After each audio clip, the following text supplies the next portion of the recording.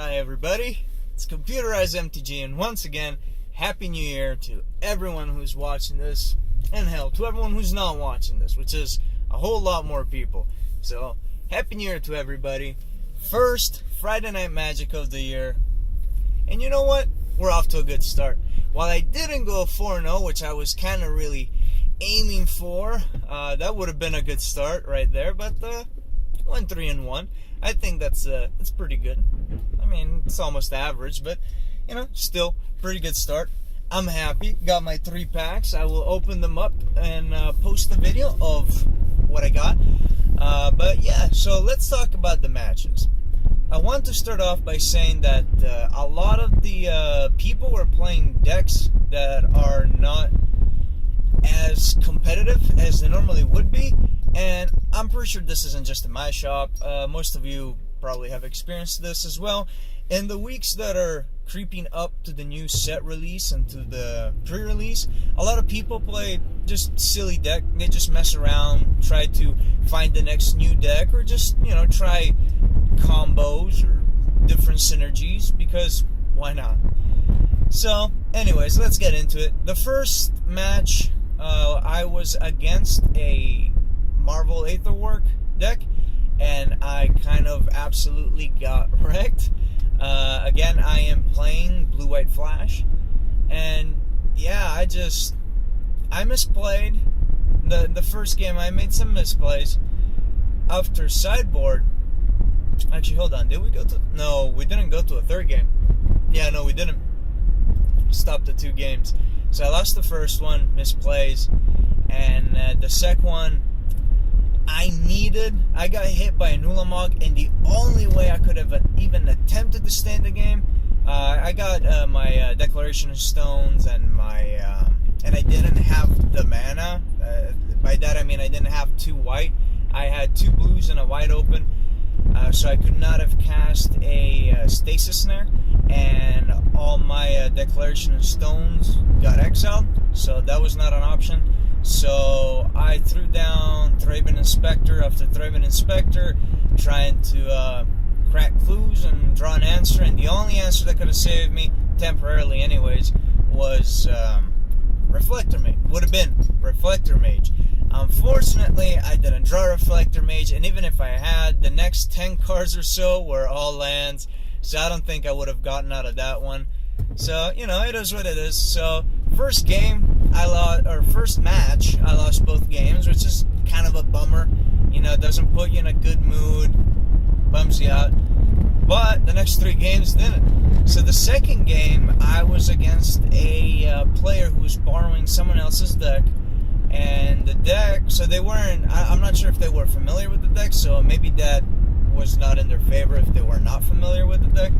But it was a sort of discard synergy deck.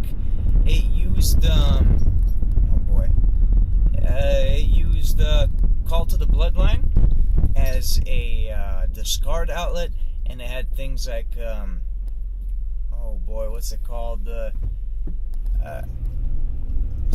scrap.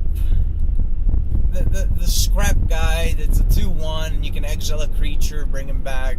That guy. I can't remember the name. I just know it has scrap in his name. And that one other artifact that I believe he was running that one too. I thought I saw him discard. The one guy that cost colorless mana less equal to the total converted mana cost of the artifacts that you have in play. So he had a couple of those. He had a couple of Reality Smashers. First game, I just hit all the sweet... actually, no. I'm getting games confused. First game, my opponent got mana screwed big time. He just wasn't drawing anything. Yeah, actually, no. My brain's all over the place. Once again, I didn't get too much sleep, but at least I got some sleep this time. Okay, let's start. Let's take it from the top.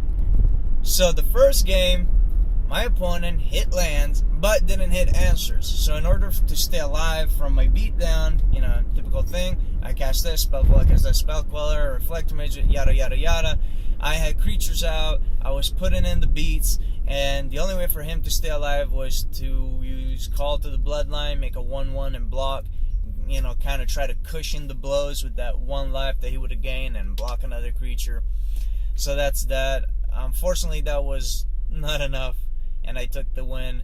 The second game, I got way too greedy, and I kept a hand with 2 blue mana and no white mana source, and oh boy, is that a mistake. I don't even know why I did that. That was just stupid. That was an amateur mistake. That's just something you don't do. Most of my cards are white. I don't know what I was thinking. I got greedy. I thought, you know what? He's not playing that great of a deck. He's not familiar with the deck. Fuck it. I'll keep this hand. Which was a major mistake. So I ended up losing. It also didn't help that I didn't draw a white source. And when I did, it was way too late. So don't be greedy with your hand. Don't be afraid to mulligan. And in the third game, I hit my stuff. He hit his stuff. Unfortunately, I curved out better than he did. I don't really think it came down to play, more so than I curved better than he did. And so I won the game, 2-1 on that one. And then the third match, I was against a blue-red Dynavolt Tower deck. And that one was fun. I liked that matchup. Sideboarding was very key. Guys, if you're playing Blue-White Flash, or any other deck for that matter, don't be afraid to take out a powerful card from your deck, because against certain matchups, might be useless. I ended up sideboarding out all of my Spell Quellers, and I know it's pretty common to sideboard Spell Quellers, especially against certain decks if you're not on the play.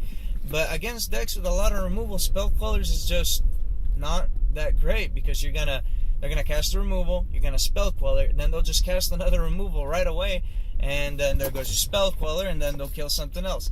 So it's just not a great card. But so I ended up winning the first game. The second game I ended up losing, and then the third game I decided to bring in Jace, Unraveler of Secrets, and that got me the win. I was able to protect Jace with the counter spells and removal, so Jace stayed alive.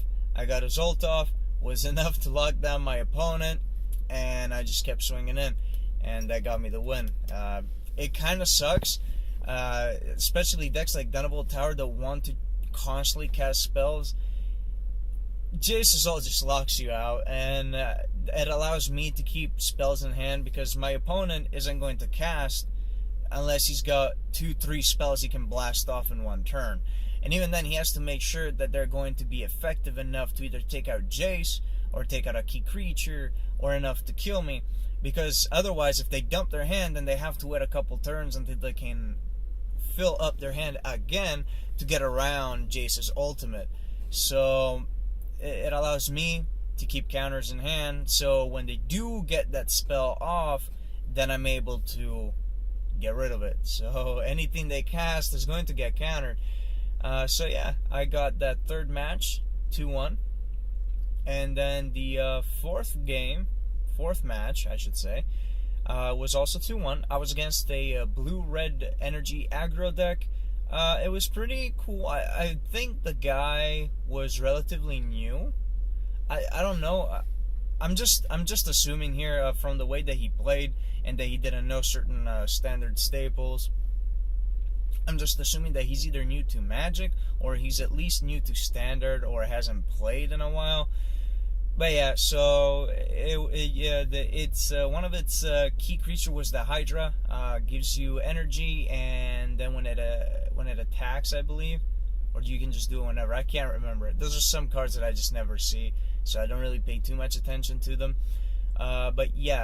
It's pay 3 energy, gets +1/+1, and hexproof. That's pretty good. Kind of stalled me on the first game a little bit, but not too much. And then he also relied on that the Pummeler, the one guy that kind of has the Chameleon Colossus ability where you can double its power. And that one was actually not that hard. It was not a big threat to me. I mean, Stasis Snares and Reflector Mage and other ways to get rid of it was not that threatening, really. On the third game, I brought in Fumigate. That was a real life saver at some point, so Fumigate really helped me out there. I was kind of expecting for him to overextend, and by that I mean, for any new player out there, by that I mean that he had threat on board but decided to cast more creatures.